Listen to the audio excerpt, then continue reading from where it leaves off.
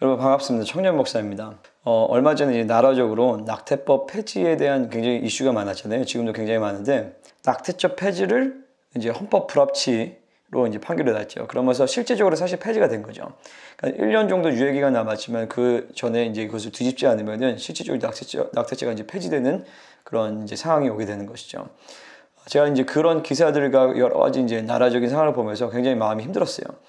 그 외에도 특별히 이제 세월호 사건이 이제 5주기가 되는데 제가 보는 세월호 사건의 가장 핵심은 그거거든요. 뭐 정치적인 문제나 그런 것들을 떠나서 가장 이제 교회 가운데 주시는 가장 큰 메시지는 그런 것 같아요. 다음 세대를 잃어버리고 있다. 교회가. 나라적으로 주는 사건들은 대부분 교회에게 주는 메시지입니다. 성경 말씀 보면은 항상 어떤 사건에 대해서 하나님은 세 가지 대상들에게 어떤 심판에 대한 것들을 경고를 하십니다. 가장 핵심적으로는 제사장들이에요. 제사장들과 레위인들, 선지자들에게 하나님 말씀하십니다. 두 번째로는 왕을 비롯해서 이스라엘 리더들에게 하나님 경고하시죠. 정치 지도자들이에요. 세 번째로는 이제 이스라엘 백성 전체에게 이제 경고를 하십니다. 하나님은 어떤 사건을 통하여서 하나님은 나라적으로 이제 경고를 하시는 거죠.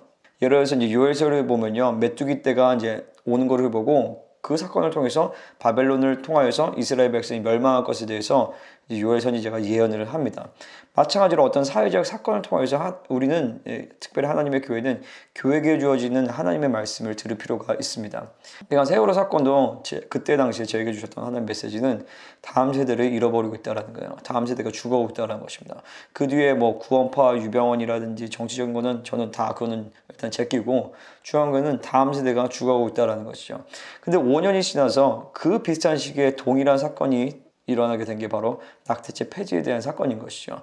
그러니까 과거 5년 전에 세월호는 침몰하였지만 5년이 지나서 지금도 역시 영적인 세월호도 침몰하고 있다는 거예요. 특별히 엄마 뱃속에서 수많은 아이들이 태아에 있는 많은 아이들이 침몰되고 있다는 것이 제가 너무 그것이 마음이 좀 안 좋고 그래서 막 기도하면서 굉장히 절망이 되더라고요.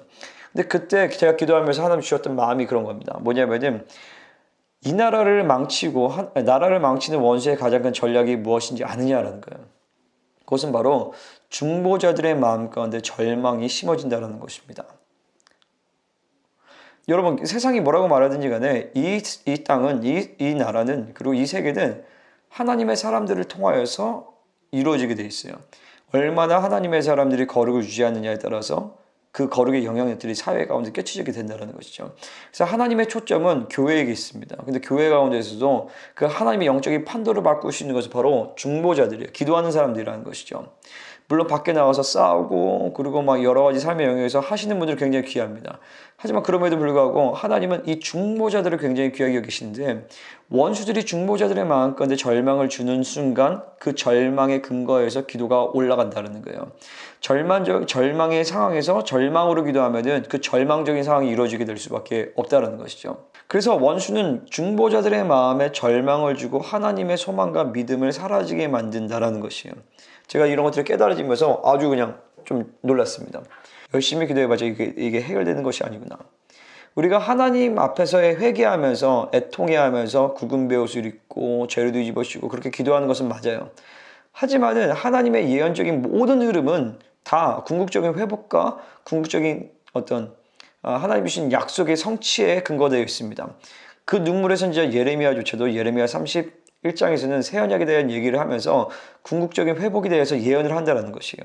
그러니까 우리도 마찬가지입니다. 어떤 나라적인 상황에 대해서 우리가 어떤 예언을 하거나 어떤 기도를 하거나 그럴 때 궁극적인 하나님의 약속의 말씀, 회복에 대한 그 근거로 먼저 가야 되는 것이에요. 궁극적인 회복에 대한 그 믿음이 없이 우리가 기도할 때는 굉장히 기도가 힘들어져 절망으로 기도할 수밖에 없습니다. 그래서 제가 이제 그런 것들을 하고 저희 교회에서는 기도를 나누고 이제 기도를 했어요. 하나님 중보자들의 마음 가운데 절망을 씻어 주십시오. 저희 중보자들의 마음 가운데 믿음과 소망으로 회복되게 해 주십시오. 그것은 우리가 회개할 필요가 없다라는 것이 아니에요. 우리는 회개해야 됩니다. 이 민족적인 상황과 그리고 이 땅의 교회와 그리고 우리의 죄악을 가지고 주님의 보좌 앞으로 나아가서 우리가 대신 회개하고 우리의 죄를 가지고 회개하고 하면서 느헤미야가 그랬던 것처럼 하나님 앞에 애통하면서 우리는 회개할 필요가 있습니다. 하지만 그럼에도 불구하고 그 모든 것은 하나님의 그 마음을 알아서 궁극적인 약속의 성취, 궁극적인 회복을 믿음으로 취하고 우리는 그렇게 기도할 필요가 있다는 것이죠.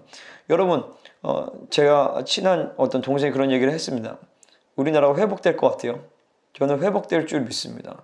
회복될까요? 안 될까요?는 그건 바른 기도와 바른 방향성이 아니에요. 하나님의 사람은 궁극적인 결론을 가지고 궁극적인 승리를 가지고 우리는 미래에서 현재를 바라보는 것입니다. 현재에서 불확실한 가운데서 미래를 보면서 될까 말까 이렇게 하는 것이 아니라 하나님의 모든 예언적 흐름은 궁극적인 회복을 믿고 거기서 현재를 바라보면서 우리는 이 현재를 살아가는 것이죠. 그래서 초점은 회복이 될까요? 안 될까요? 나라가 복음으로 통일이 될까요? 안 될까요? 이 나라의 공의가 실현될까요? 안 될까요? 그게 중요한 게 아니라 최소한 천년왕국에서는 이 나라의 공의가 이루어집니다. 그리고 하나님의 말씀하신 말에 대해 어린 양의 국가를 찾으면서 그리고 어린 양의 편에 하나님 편에 서서 적그리스도와 대항할 군대를 그런 정부를 찾으시는데 하나님이 이 민족을 하나 그렇게 사용하실 줄을 믿고 그 궁극적인 회복의 측면에서 우리 현재를 바라보면서 우리가 영적 싸움과 그리고 여러 가지 회개와 기도와 그리고 목소리를 내고 그런 싸움을 해나갔으면 좋겠습니다. 그래서 초점은 이거예요. 기도하시는 분, 나라를 위해 특별히 중보하시는 분들, 여러 가지 이런 죄악된 상황들과 여러 가지 나라적인 상황을 가지고 여러분 절망하지 마시고 하나님 앞에 회개하면서 궁극적인 회복에 대한 믿음, 소망을 주님 회복시켜 주십시오. 하나님, 우리는 이 현실과 상황을 보면은 너무 절망하고 낙담할 수밖에 없습니다. 우리는 주님의 은혜가 필요합니다. 주여, 우리에게 믿음을 주시고 소망을 주옵소서. 그래서 당신의 궁극적인 어떤 회복에 대한 믿음을 가지고 우리의 현실에서 우리에게 맡겨진 것들을 잘 감당하며 싸우며 주님, 우리가 그렇게 가기를 원합니다 라고 기도할 수 있었으면 좋겠습니다. 이 영상을 보시는 모든 중보자분들과 그리고 나를 위해서 기도하시고 헌신하시는 모든 분들이 힘을 내셨으면 좋겠고, 그리고 끝까지 힘을 내서 잘 싸우면서 궁극적인 믿음과 회복을 바라보고 갔으면 좋겠습니다. 저도 부족하지만 저도 제 자리에서 기도하며 그리고 제게 맡겨진 것들을 감당하면서 이 나라와 민족을 위해서 저도 함께 싸우겠습니다. 우리 한번 같이 화이팅 했으면 좋겠습니다. 화이팅! 그럼 저는 다음 영상에서 찾아뵙도록 하겠습니다. 감사합니다.